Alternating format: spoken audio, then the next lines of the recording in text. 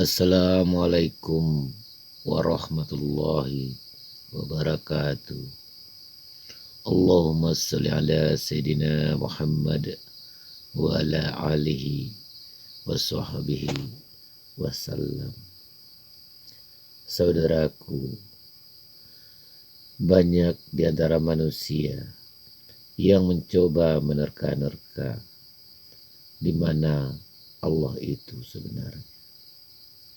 Bagaimana Allah itu sebenarnya, dan di manakah kita ketika Allah itu ada, dan di manakah Allah ketika kita ada. Pertanyaan yang demikian ini membawa banyak orang pada kesimpulan bahwa Allah itu tidak ada. Bagaimana mungkin ia ada? Sebab kemanapun kita memandang, kemanapun kita mencari, kemanapun kita berusaha untuk mengenalinya, tetap saja kita tidak menemukannya. Namun saudaraku, sesungguhnya yang ada berasal dari ketiadaan. Bagaimana mungkin kita ada apabila tidak ada yang membuatnya jadi ada? Jawaban daripada teka-teki yang membingungkan ini sebenarnya telah Allah jawab sebelum kita menanyakannya. Allah dalam hadis qudsi telah menjelaskan bahwa kemanapun kita memandang, disitulah wajahnya. Dimanapun kita menatap, disitulah dirinya. Maka sampai pada suatu kesimpulan bahwa Allah sebenarnya adalah diri kita sendiri. Datu Abulung dari Makassar berkata, tidak ada Datu Abulung, yang ada hanyalah Allah. Syekh Siti Jenar berkata, tidak ada Siti Jenar, yang ada hanyalah Allah. Bagaimana mungkin orang-orang yang demikian jauh pemahamannya tentang Allah justru mengakui dirinya sebagai Allah? Untuk memahami hal ini, mari kita kembali kepada pernyataan Allah lagi. Allah menyatakan, Allah adalah diriku dan Muhammad adalah wujudku. Di mana Allah, di mana Muhammad? Allah adalah hakikat, sedangkan Muhammad adalah perwujudan daripada hakikat itu. Bukankah kita sebagai manusia, kita punya nama? Nama kita melekat pada diri kita, sedangkan orang mengenali kita dari jasad kita. Allah namaku, Muhammad wujudku adalah pemahaman yang tidak sederhana. Di balik semua hal ini perlu pemahaman bahwa Muhammad yang dimaksud adalah Nur Muhammad. Nur Muhammad adalah wujud daripada kasih sayang Allah terhadap alam semesta.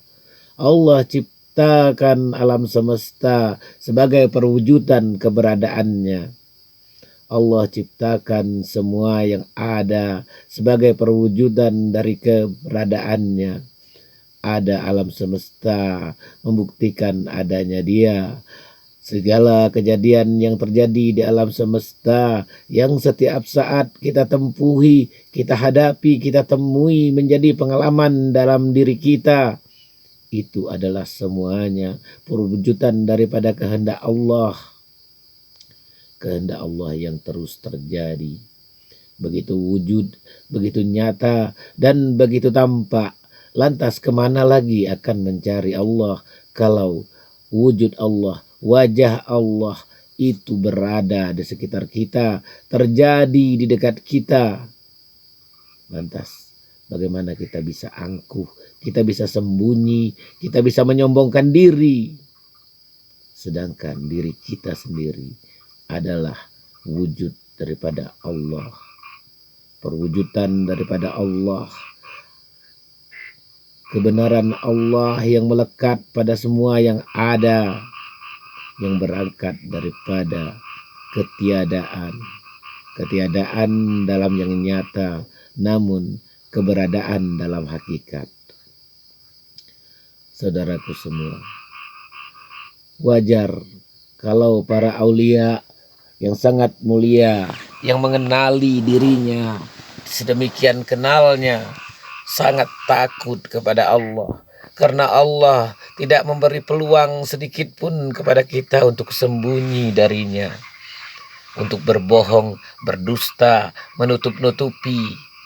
Karena apa? Seluruh yang ada ini melekat pada keberadaan Allah. Allah adalah zat yang menyatakan dirinya dalam keadaan tersembunyi. Sebagaimana hadits qudsi kembali menjelaskan pernyataan Allah. Allah mengatakan, aku perbendaharaan yang tersembunyi dan aku ingin dikenali, maka aku ciptakan makhluk. Semua ini menjelaskan bahwa kita ini adalah perwujudan daripada Allah. Dan Allah adalah zat yang mewujudkan kita. Namun bukan berarti kita adalah Allah. Ingat, Allah ciptakan nafsu, lalu Allah tanya, siapakah kau dan siapakah aku? Nafsu berkata, kau adalah kau, aku adalah aku. Maka dihukumlah nafsu dalam api yang menyala-nyala selama 1000 tahun. Lalu ditanya kembali, siapakah kau dan siapakah aku? Nafsu tetap kukuh dengan jawabannya, kau adalah kau dan aku adalah aku. Maka dihukumlah ia dalam dinginnya salju yang begitu dingin, 1000 kali dinginnya salju yang ada di dunia ini selama 1000 tahun. Kemudian dia diambil dari hukumannya dan ditanya kembali.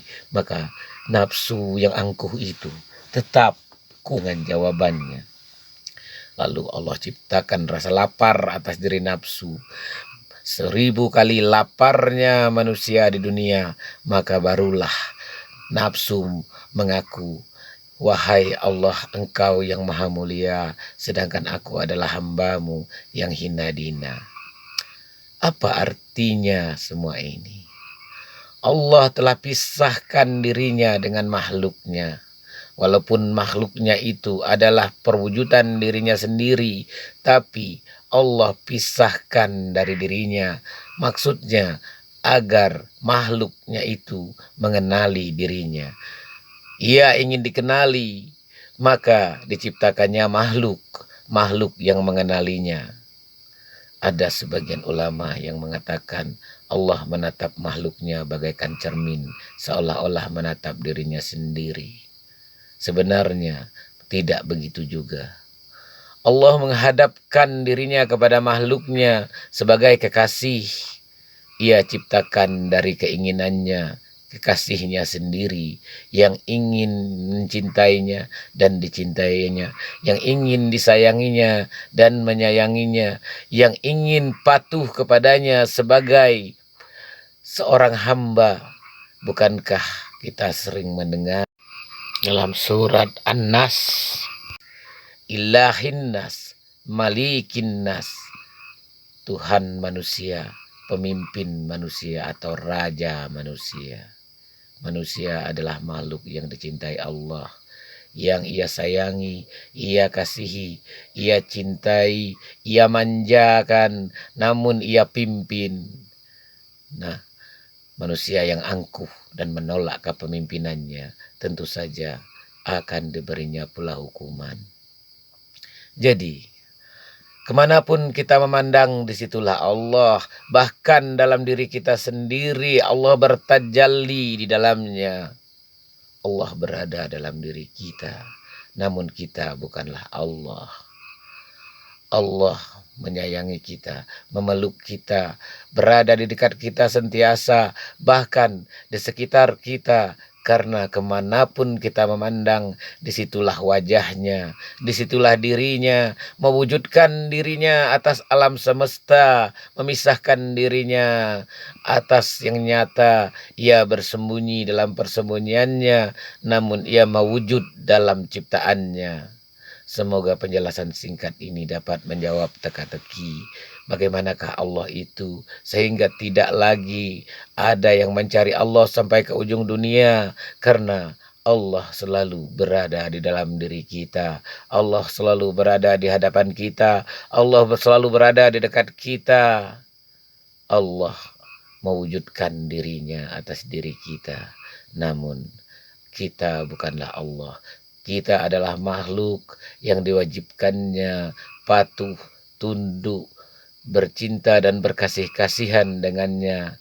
Allah menyayangi kita, bahkan Allah sangat cemburu kepada kita apabila kita tidak mengenalinya, tidak mencintainya, dan tidak tunduk dan takluk kepadanya, atau menduakan ketundukan kita, menduakan pemujaan kita, menduakan memuji-muji yang selain dirinya, maka Allah akan cemburu kepada kita, karena layaknya Allah adalah kekasih sejati di luar kekasih-kekasih yang lain.